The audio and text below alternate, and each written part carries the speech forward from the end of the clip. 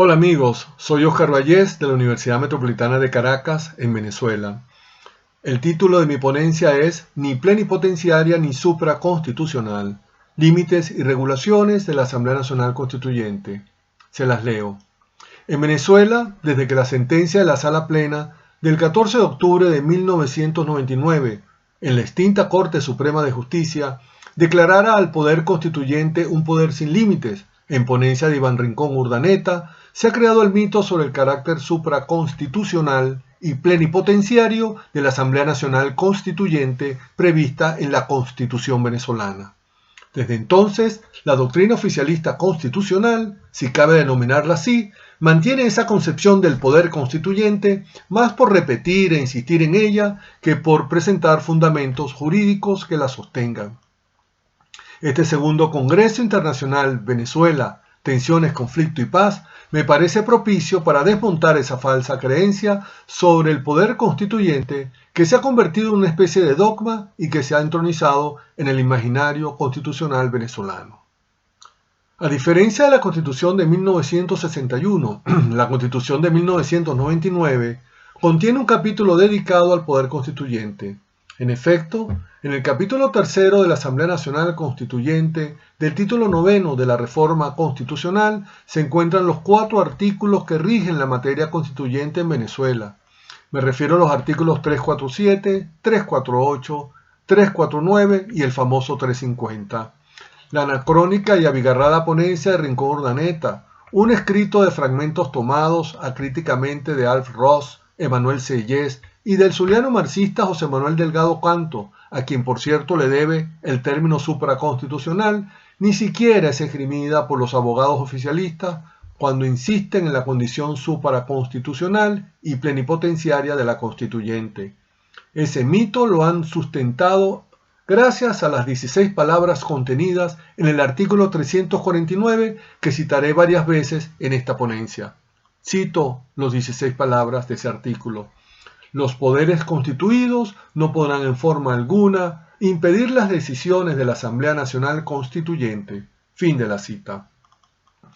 El primer paso para considerar este asunto es identificar cuáles son las decisiones de la Asamblea Nacional Constituyente a que hace referencia el artículo 349.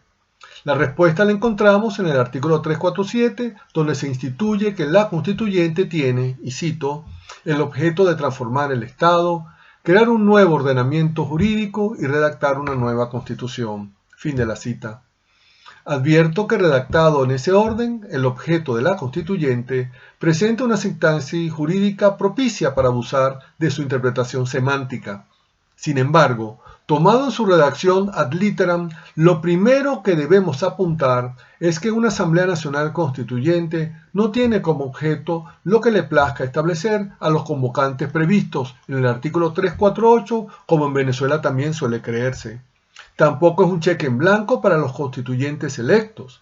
El objeto de su competencia está explícitamente delimitado por la misma Constitución en ese artículo 347, que mejor redactado podría leerse así: redactar una nueva Constitución para crear un nuevo ordenamiento jurídico con el objeto de transformar el Estado. Por tanto, la Constituyente solo tiene entonces competencia para decidir la redacción de una nueva Constitución, decidir sobre la creación de un nuevo ordenamiento jurídico y decidir sobre la transformación del Estado. Pero una cosa es una decisión sobre la transformación del Estado y otra cosa muy distinta es la creencia que la Asamblea Nacional Constituyente tiene la potestad para hacerlo sin ningún tipo de límite constitucional. Por ejemplo, que se crea que tiene la potestad para derogar todos los poderes públicos y decretar una autocracia ad vitam y cosas por el estilo. La Constitución vigente no solo determina el objeto de la Asamblea Nacional Constituyente, sino que también le establece límites a su autoridad y competencia. En efecto, no es producto del azar o un descuido del Constituyente de 1999 la colocación del artículo 350 como cierre de oro de ese capítulo tercero del título noveno, donde están los fundamentos constitucionales de la función constituyente de la Asamblea Nacional Constituyente. En efecto, desde el punto de vista de la estructura formal de la Constitución, el famosísimo 350 no es un mandato de obligatorio cumplimiento solamente para los poderes constituidos y los ciudadanos, como se piensa generalmente. Es, y es mi tesis, principalmente un límite y una advertencia para la Asamblea Nacional Constituyente. Si transgrede lo establecido en la Constitución, en el artículo 350 se establece, y cito, que el pueblo de Venezuela desconocerá cualquier régimen, legislación o autoridad, incluyendo la autoridad de una Asamblea Nacional Constituyente, y prosigo, que contraríe los valores y principios y garantías democráticas o menoscabe los derechos humanos. En este sentido, el artículo 350 es principalmente un artículo regulador y limitante de la actuación de la Asamblea Nacional Constituyente, especialmente por el lugar que ocupa como marco de cierre de ese capítulo tercero del título noveno, donde se establecen los fundamentos constituyentes en la Constitución venezolana. Luego, a manera de primera conclusión, la doctrina de la supraconstitucionalidad de la Asamblea Nacional Constituyente en el marco de la Constitución venezolana vigente es insostenible y falsa de toda falsedad. En primer lugar, porque está expresa y constitucionalmente limitada por los valores, principios y garantías democráticas y por los derechos humanos contenidos en los títulos primero y tercero y por extensión en los tratados y convenios internacionales firmados por la República. En segundo lugar, porque tiene expresa y constitucionalmente circunscrito la materia de su competencia. La Asamblea Nacional Constituyente solo tiene potestad para tomar decisiones que transformen el Estado según los valores, principios y garantías democráticas, como vimos, están establecidas en la Constitución, pero jamás tendrá autoridad alguna para transformar tales principios ni menoscabar garantías individuales y derechos humanos, como también a veces se suele temer de la Asamblea Nacional Constituyente.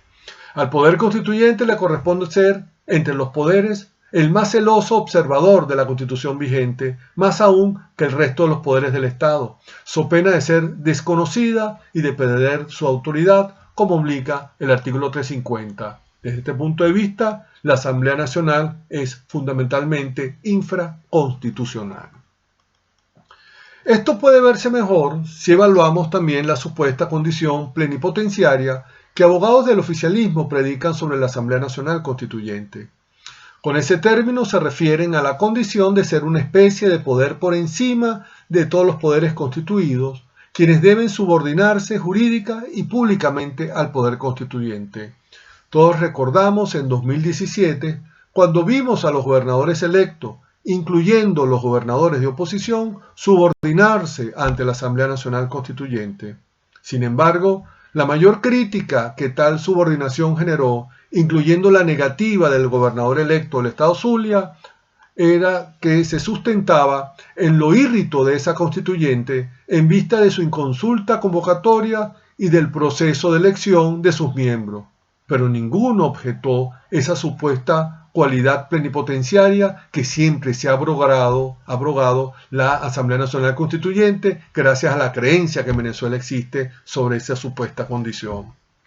De tal manera que, sin embargo, si asumimos un criterio formalista ante esto y nos preguntamos si existe algún precepto o artículo de la Constitución vigente que sustente semejante condición plenipotenciaria, no conseguiremos en el texto constitucional ni una sola línea donde se obligue a los poderes constituidos subordinarse a la Asamblea Nacional Constituyente. No obstante, sobre la creencia plenipotenciaria, los abogados oficialistas se basan nuevamente en esas 16 palabras citadas del artículo 349. Las cito nuevamente. Los poderes constituidos no podrán en forma alguna impedir las decisiones de la Asamblea Nacional Constituyente. Fin de la cita. Pues bien, una cosa es que un poder constituido no puede impedir una decisión del poder constituyente y otra cosa muy distinta es que la Asamblea Nacional Constituyente pretenda decidir sobre materias exclusivas de los poderes constituidos. Por ejemplo, la Asamblea Nacional Constituyente tiene total potestad para decidir la creación de una nueva Cámara en la Asamblea Nacional, como por ejemplo una Cámara del Senado, e incluirla en el texto de la nueva Constitución sin ningún impedimento. Pero la Asamblea Nacional Constituyente no tiene potestad alguna para tomar decisiones fuera de materias de su competencia, como vimos su objeto expresado en el artículo 347, ni mucho menos tiene potestad para intervenir poderes constituidos. Por ejemplo, la Constituyente no tiene potestad alguna para decidir un proceso judicial a una persona natural o jurídica, porque es una materia exclusiva del Poder Judicial.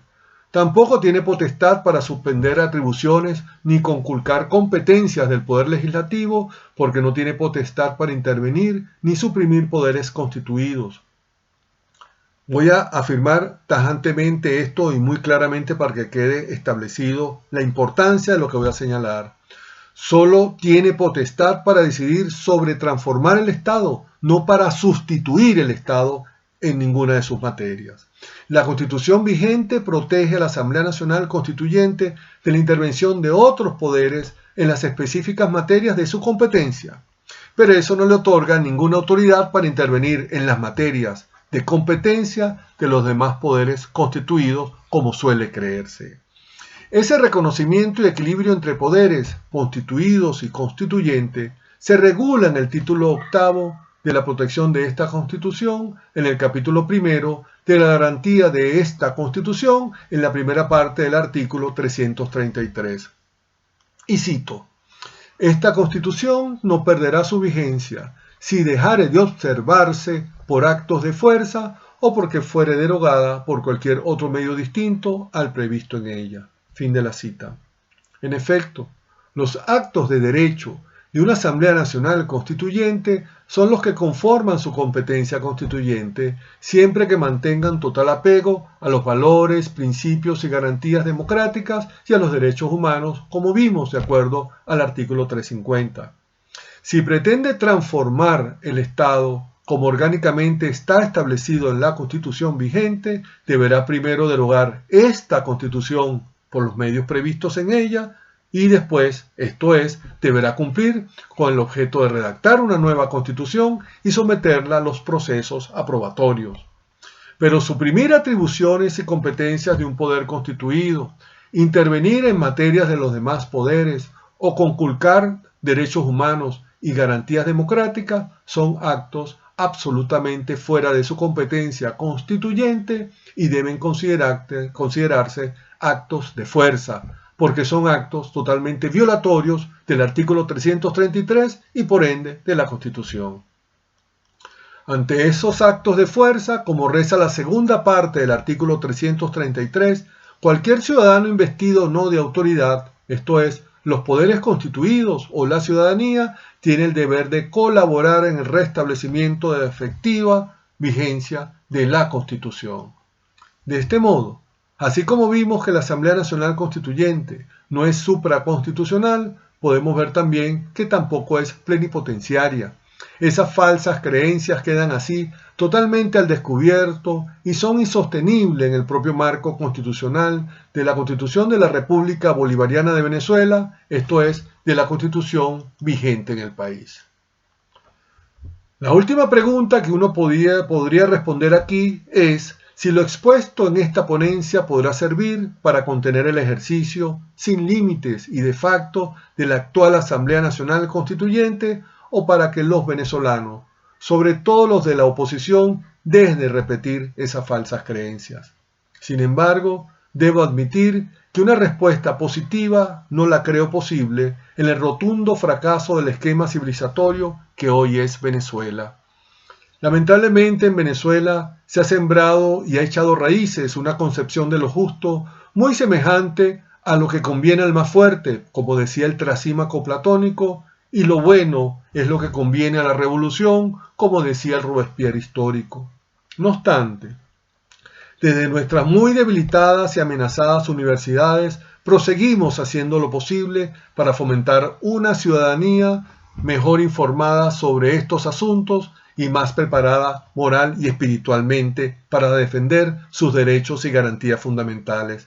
Aspiramos, en definitiva, promover en la cultura constitucional de la Venezuela postchavista, esa Venezuela que nos tocará reconstruir entre todos, empezando por una nueva constitución, una genuina concepción del poder constituyente con sus competencias y atribuciones bien limitadas, tanto en su origen como en su desempeño, de manera inalienable y soslayable. Hasta aquí mi ponencia y quedo atento a sus preguntas y comentarios.